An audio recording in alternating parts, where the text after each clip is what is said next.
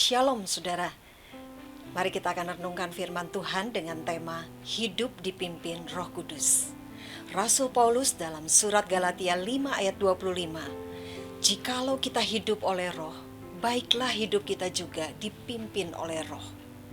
Mengapa Rasul Paulus menekankan hal ini kepada jemaat di Galatia?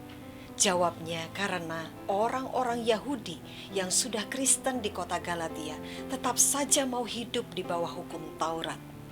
Rasul Paulus hendak menekankan bahwa setiap orang percaya harus dituntun oleh Roh Kudus untuk sampai kepada kebenaran Allah. Tidak bisa berpusat kepada akal budi sendiri dan merasa sudah mengetahui dengan pengertiannya sendiri. Pimpinan Roh Kudus harus menjadi pusat kehidupan orang percaya, dan orang percaya harus memiliki ketaatan kepada pimpinan Roh Kudus. Bagaimana Roh Kudus memimpin hidup kita dengan dan melalui cara apa saja? Pertama, Roh Kudus memimpin melalui batin kita.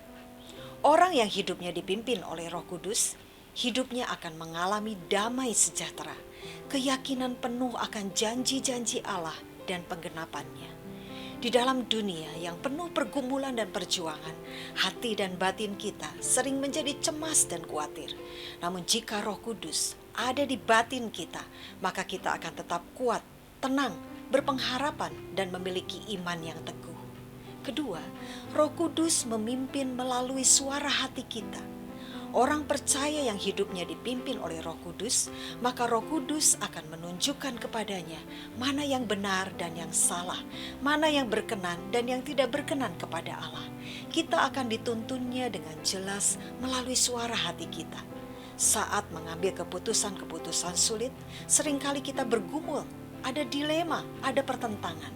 Disinilah kita harus mendengar suara hati nurani yang telah dibimbing oleh Roh Kudus. Persoalannya adalah apakah kita memiliki kepekaan dan ketaatan terhadap pimpinan Roh Kudus. Ketika Roh Kudus menyatakan bahwa jangan kita melakukan sesuatu hal atau jangan kita mengambil keputusan itu, tetapi kita tetap dengan pendirian kita dan tidak mau mengikuti pimpinannya, maka kita akan menghadapi konsekuensinya. Hidup dipimpin oleh Roh Kudus membutuhkan ketaatan. Setelah kita mengetahui ciri-ciri orang yang dipimpin oleh Roh Kudus, mari kita melihat ke dalam diri kita. Apakah hidup kita sudah dipimpin oleh Roh Kudus? Atau selama ini kita belum hidup dipimpin oleh Roh Kudus? Bukalah hati saudara dan izinkan Roh Kudus memimpin melalui batin dan suara hati saudara. Saudara akan dipimpin hidup dalam kebenaran. Tuhan Yesus memberkati.